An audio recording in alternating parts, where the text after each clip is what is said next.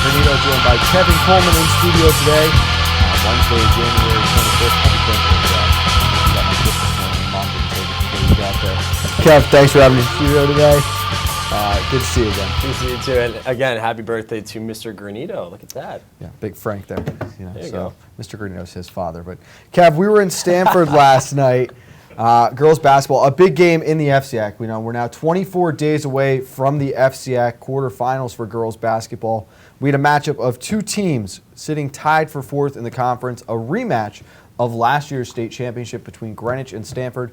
And I thought we saw a Stanford team last night, we have not seen yet this year, playing almost as close to perfect a game as we have seen yet this season. I was very impressed. I think a lot of people can agree with not only you and I, especially the viewers at home last night. How about that performance from the Black Knights? We saw them a couple weeks ago on the losing end to the Richfield Tigers, but boy, they came out in a hot start and they didn't stop.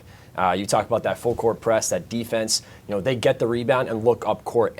It's just fundamental basketball. You learn that at a young age, and you take that, especially to this high school level. You talk about Andrea O'Connor, how huge she was last night down low, grabbing those rebounds, looking up court, getting it to Camille Martinez, who herself had a great game, knocking down a couple three-pointers. The blocks defensively obviously led to so much offense, but you're right, it was that transition game. Our director, Eric Gendron, talked with off the air this morning. We were saying it was fun to watch, just that fast pace, the vision. Brooke Kelly, so impressive to me, running the offense, just a true quarterback last night, and was finding all these buckets in transition. Greenwich at times just looked lost, couldn't get back on the defensive front quick enough. It just didn't seem like the Cardinals' night from that opening tip. And speaking with Coach Hernandez afterwards, it's going to be tough to overcome that many turnovers and find yourself in a game. They need to bounce back from this game, plain and simple, Frank. This is a game that they just need to put in the past. They lost by a lot, and to not only mention that, it was a fun game. You think about with the scoring margin, sometimes these games, these blowouts can be they can drag on. But boy, you're right. Watching these Stanford girls, a lot of fun. Brooke Kelly, how about her? Playing the JV game, and then getting great minutes in the varsity game. That's, if you're the head coach, you have to love that for Brooke Kelly. That's a good sign for her. A lot more minutes to come in the future. And Frank, this could be the game for the Black Knights to really jumpstart, a run that could lead them back to the FCAC championship. Kelly was one of three Black Knights who finished in double figures, and again, just finally putting together that full team effort, and it was a top to bottom team victory last night. Let's look at the highlights from Stanford's big win on High School Hoops Night on the HAN Network. From the Kutso Gymnasium on the campus of Stanford High School, it is High School Hoops Night on the HAN Network. Matched. And it's a good night for girls basketball here in the FCAC. Deep three-pointer on the way off glass, and it's good. Camille Martinez knocks it down.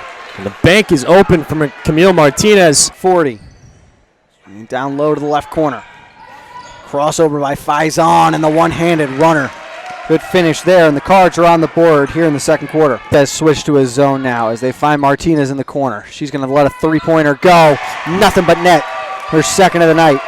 Smooth from the corner there downtown. Over there at Wilton at the Fieldhouse. I feel like I always see a great game there. Nice shot. Again, Brooke Kelly. But Frank, I talked about run out on this one.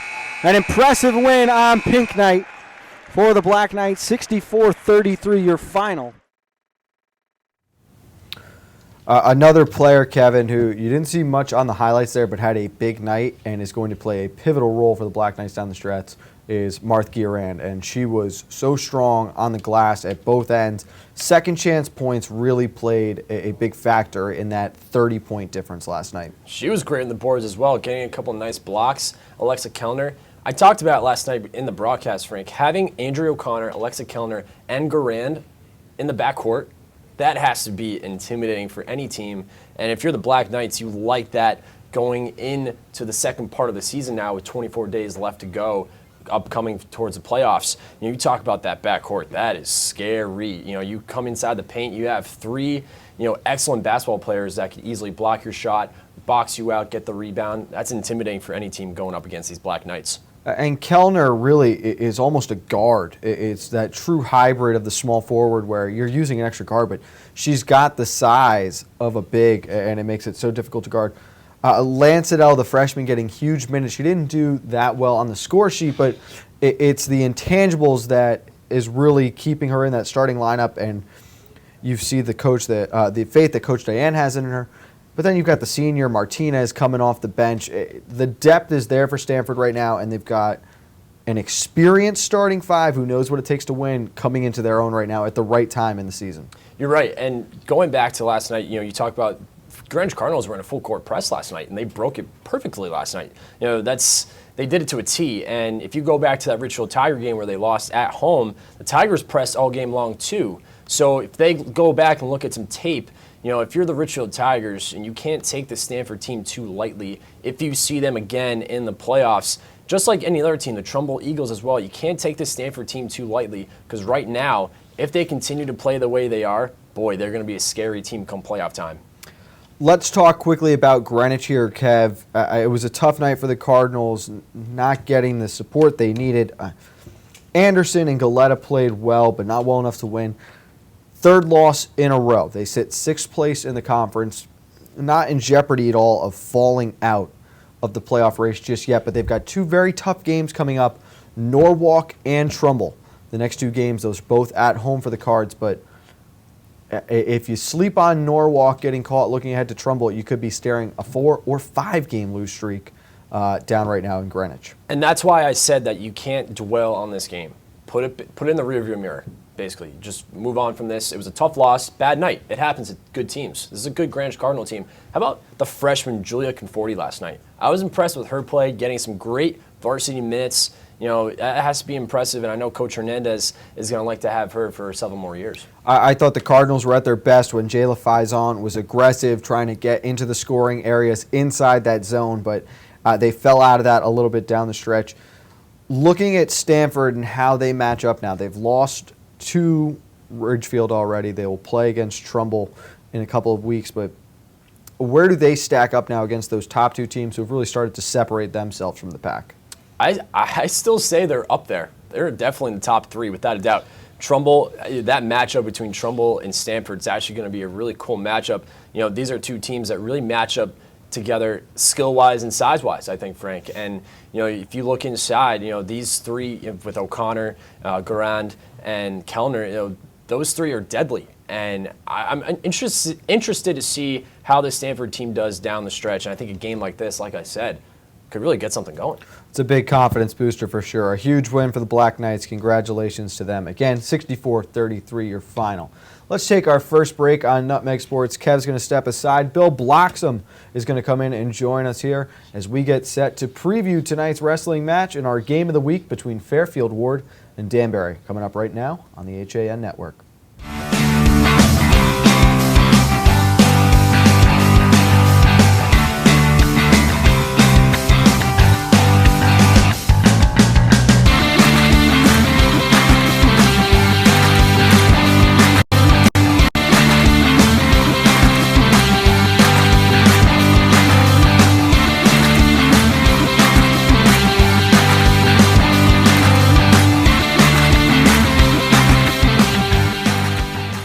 While there's still a bite out on the water, most anglers have decided to stow the gear for the winter.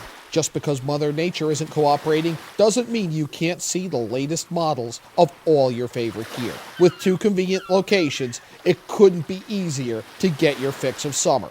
Boater, beach bum, fisherman, or simply love the New England coast, this is a unique place to shop. The Dock Shop, 51 Tokenique Road, Darien, 609 Riverside Avenue, Westport, or on the web, dockshop.com.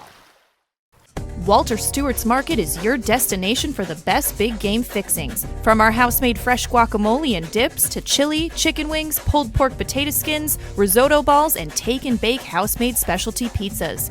Combined with a selection of the best craft brews, Stewart's is your one-stop big game shop. Stop into Walter Stewart's Market, conveniently located at 229 Elm Street in New Canaan, or order from our game day menu online at stewartsmarket.com. Whether you're looking for the freshest seafood, the perfect steak, or want to share delicious appetizers, look no further than the Stone's Throw in Seymour. Chef Peter Hom has more than 30 years of experience creating original recipes in his American eclectic style. Our dishes are made from scratch with fresh, local ingredients that pair perfectly with a seasonal craft beer, a signature cocktail, or your favorite wine. When you visit our Riverside location, you'll feel like you're on vacation when you're only a stone's throw from home. Visit us on Roosevelt Drive in Seymour or at stonesThrowCT.com. It's all about meeting goals this year, and Trinity CrossFit of Ridgefield has experienced trainers, top-of-the-line equipment, and a newly renovated space to help get you there. Offering more classes per day than any other CrossFit gyms in the area, we cater to all fitness levels. Our coaches have a combined 10 years of experience in CrossFit, and as competitors themselves, Trinity coaches can get you ready for competition in 2017. Visit our convenient location on Route 7, Danbury Road, or find out more at trinitycrossfit.com. If you're watching this broadcast, you're not alone. The HAN network is available for 200,000 Connecticut cable customers on the Frontier network, and we've also reached 1.7 million viewers on our free live streaming sports, news, and entertainment broadcasts. To reach our rapidly growing audience, contact Advertising Director Jessica Murrin at 203-273-7312 or email jessica@han.network. Back on the HAN Network with Nutmeg Sports, Frank Granito, and I'm joined now with Bill Bloxham, who will be calling tonight's Game of the Week wrestling match between Fairfield Ward and Danbury. Bill, thanks for taking time with us today. We've got a real exciting one tonight. Two of the top teams, not only in the FCAC, but also in the state of Connecticut. Finished 1-2 last year in Double L. And plus, the key here is you got two of the best coaches in Ricky Shook with Danbury and Jason Shaughnessy with Fairfield Ward, who, has really put the challenge into the Danbury program, or met the challenge of you don't overcome or you don't challenge Danbury, you meet their challenge. They're head and shoulders above all of the programs, but all the other programs have made strides with youth programs and gotten a little bit better. Obviously, another team that is lingering too at the top of the charts right now is Trumbull. We'll get to them in a couple of minutes, but Danbury has won 29 of the last 30 FCAC championships. The one exception there, 2009-2010, when Fairfield Ward took down the Kings of the Mats. But looking at today's match individually, obviously that measuring stick when you think about the long run of FCACs or states or even the New Englands when you get there, what does Ward have to do today to find themselves competing again with the Danbury Hatters? Well, I guess in winning the 50-50 balls like you would in soccer, they have to win some of those evener matches. Coach Shook has talked about three of the freshmen that he has in his program, and they did graduate some great wrestlers from last year's team. So what they're looking to do is build upon that. Even with their youth, three of their four placers that have returned from the Class Double L last year are still underclassmen. Obviously, Ward is led by Tim Kane and Noah Zuckerman. And then, but they have a couple third and fourth place finishers from last year's Double Ls, and let's see if they can match up with these guys. There are no right now. It doesn't look like there's any matchup of 1 versus 1, 2 versus 2 in terms of the best wrestlers on the team. So that does leave some room for the Fairfield Ward Mustangs to maybe take a few of those decisions. When you look at the state rankings right now, Danbury is a unanimous number one across the board in the polls. Their only loss came out of state in their rivalry match with Vermont School. Ward currently sitting at 6th in a lot of the polls. They're tied with Trumbull. The FCAC doing so well, but Danbury lost state opens last year, surprisingly, to a new Fairfield team. Is there a little extra motivation amongst this squad now? Are they even hungrier this year, do you think? I believe so. You think they get spoiled or whatever. They all turn the blonde hairdo on when it comes to the postseason time. But that's just part of their tradition. And, any chink in the armor, it isn't like we're just going to overlook that. The Hatters will be ready to go in the opens again. And then New England's because, you want to stamp that last thing. You don't want to just be the best of your group. You want to be the best in the state, and that's what the Hatters look for all the time. What happened is the coaches have risen up a little bit in the FCAC and stayed longer with the same programs and gotten better. It used to be that Ricky Shook was like that old Bear Bryant statement. You give him, he'll beat you with his, and if you give him yourn, he'll beat you with yourn. It doesn't make any difference, but now the coaching all the way through from the youth levels on up has made it more competitive, and I think the Hatters like that. No one likes to just go 64-12 against somebody every single match and then just shoot for the postseason. It's good to be both a dual meet team and a tournament team. Danbury's always been the best tournament team in the FCAC, and obviously with how many wins they have in the FCAC, the duels match up as well. And it's makes the FCAC competitions that much more fun. Both these teams still have trouble waiting ahead on their schedule, but there's got to be that thought in their heads right now. We want to be that first place team at the end of the regular season. This is a match you have to win to get there. For a lot of our viewers, Bill, who aren't as familiar with wrestling today, as much of a team sport, there's a lot of individuality to it. What should they keep an eye on for during some of the key matches? I think the biggest thing lost in people who aren't used to watching wrestling is the wins, is how you can win a loss. You get 3 points for winning a decision. You get 4 points for winning a major decision, which is by more than 8 points. That's one extra team point. So if once you're on that position, if you can do that, I covered a match last week, 10-2. The guys, everyone's going crazy. The guy ends up winning 10-4. He leaves the mat for Masick, all bummed out. And the guy who lost 10-4 because he scored late 2 points, saved his team a point, came off the mat, and the coaches are hugging him. And that's a little bit of things. So you have to look at the scoring within the scoring to see, and that's why each individual is challenged, because no matter what your ability, you have a chance to help your team. And of course, that will definitely play a huge role in today's match, which we expect to be a lot more tightly contested compared to some of the matches we've seen earlier this year, where Danbury and Ward have blown out some of the lesser, and you don't want to say lesser opponents, but schools that are really building their programs up now towards the bottom of the FCAC. I expect the A-level wrestlers will do what we expect, and since they're not matching up most likely, unless they bump some guys around and switch some weights in there, it'll come down to those B-level wrestlers and who is better at this point in the season. And I don't think either coach will be worried too much at the final score. I say. I'm sure if I asked them, they'd say no, because that's why they are where they are. They don't accept moral victories. It's exactly it. Now, last question here. Strategy-wise, do you think maybe these coaches try to hide a wrestler or two from facing one of the better opponents to save that match for later in the season in FCACs? Do you gain anything from shifting classes around right now so you don't get an opponent doesn't get a look at one of your top wrestlers? A lot of coaches have different philosophies when it comes to that. Most coaches want to put their best against the best because you gain points for who you beat and for seeding. If you don't have confidence in them, well, that kind of tells your guy something too. So no, I don't see that happening. Every once in a while, if you have a 1 and they have a 1, but you think your one's going to get his 6-point pin, most likely. That's what you're counting on. And their 1, but you might swap it around, hoping that your guy can stay off his back. And that's more of a team. That's a dual decision. I don't think either Coach Shaughnessy or Coach Shook will be looking down the road for the FCX. I've asked wrestlers after they've wrestled, have you wrestled before? How much does it matter? Do you change what you do? And almost invariably, they know about the other guy, but they wrestle the way they're taught to wrestle. And it doesn't matter how they wrestled them before. Wow, it should be a lot of fun. I'm very excited to get down there again. That starts at 5 o'clock. Bill and I will be on the call. Fairfield Ward at Danbury in our game of the week. Bill, thanks a lot. See you down there. Looking forward to it. Let's take our second break here on Nutmeg Sports. When we get back, Kev will rejoin me, and we will go around the FCAC with a quick little roundup from the action on Tuesday afternoon, right here on the HAN Network.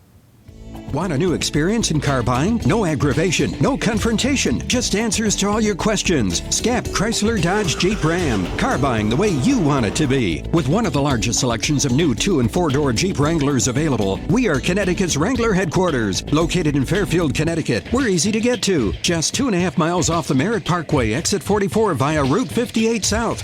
Save thousands right now during the Start Something New sales event, now through January 31st. Have a sports injury or slip and fall that needs immediate care? Coastal Ortho Express Urgent Care gives you direct access to an orthopedic specialist fast, without an appointment. Basketball, hockey, skiing, whatever the sports injury is, sprain or fracture, Coastal Ortho Express can help. Coastal Ortho Express Urgent Care, open Monday through Saturday, now in 2 locations. The iPark Building at 761 Main Avenue in Norwalk and 36 Old Kings Highway South in Darien. Or go to coastalorthoexpress.com, like them on Facebook. Discover a world of wellness in the heart of New Canaan. Halo Studios, New Canaan's first collaborative wellness center, offers you the freedom to choose from the best and latest health, fitness, and wellness options. Inside Halo Studios, you'll find all the wellness experts you need at places like Halo Fitness, Priority Wellness, and Sama Yoga Center. Come by for a free wellness assessment, open 7 days a week at 45 Grove Street. For more information, visit halostudios.com or call 203-594-9909. Are you ready for winter? Ski and Sport has everything you need to be fully outfitted for the season. A family-owned and operated business with over 40 years of experience, Ski and Sport's 3 convenient locations in Fairfield County offer top-quality, high-fashion ski and winter wear. In addition to clothing for men, women, and children, we also offer seasonal rentals for the entire family. Stop by our stores on 1 Ethan Allen Highway in Ridgefield, 877 Post Road East in Westport, and at 110 Main Street in New Canaan. Or visit us at skiandsport.net.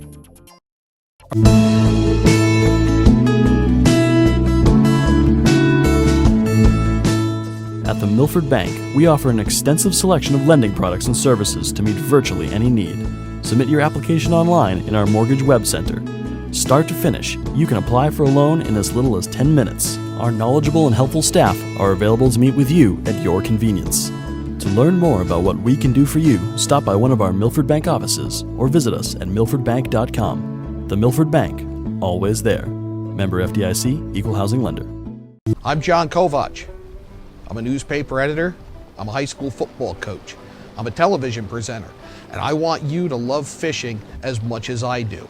Tune in to Yankee Fisherman, Thursdays at 1 on the HAN network. It's like going to the tackle shop without leaving your office. Back on the HAN Network, rejoined by Kevin Coleman. I'm Frank Granito as we take you around the FCIAC action from yesterday afternoon. Let's start with boys basketball, a couple big games and topics to cover there, Kev. First, Trinity Catholic, a 56-51 winner over Fairfield Ludlow. Greenwich holds off Stanford 59-40. Staples 59-50, a winner over Norwalk. West Hill 55-42 over St. Joe's. In the Fairfield Ward 69-46 win over New Canaan, we offer a special congrats to Giacomo Brancato, who picked up his 1,000th career point during the third quarter. Let's take a look at that highlight we have courtesy of the Fairfield Ward baseball Twitter account. As you see here, Brancato's 1,000th point.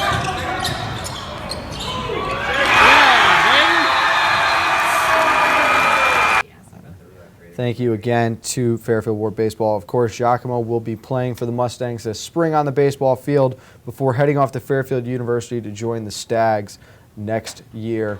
Congrats again to Giacomo. And Kev, we talked about this a little bit on the air and we found out just an incredible young man, an incredible story of how he's gotten to where he is now with his career, but it is so well-deserved and we can't offer our congratulations enough. Yeah, I'm so happy for him. You know, I got a chance to speak with him before that Wilton game last week. And I was so impressed with how professional he was for his age and how humble he was. I asked him, you know, is that on your mind at all going into that Wilton game? He said, not at all. I'm just worried about getting a win and, you know, helping out my team. And that's something that at this age you'd love to hear, no matter what, spectator, coach, you know, teammate. So it's very cool to hear that, and it's very well deserved. He's a terrific athlete. Not only a terrific athlete, but he's a great basketball and baseball player. And again, we are excited to see him in the springtime on the diamond. I'm really looking forward to seeing him pitch. It was a very cool moment, too. They stopped the game at that time to properly recognize the accomplishment of Giacomo. So congratulations again, Giacomo Brancato, on your 1,000th point for Fairfield Ward in basketball. The big game of the night on the boys' side of hoops, you had Wilton undefeated with that 9-0 record, hosting Darien, just a game behind in the FCIAC East Division. The Warriors continue to roll 59-56. They did it this time without 2 of their key players who suffered injuries in the first half. Did not return. That was Matt Cronenberg and Jack Williams.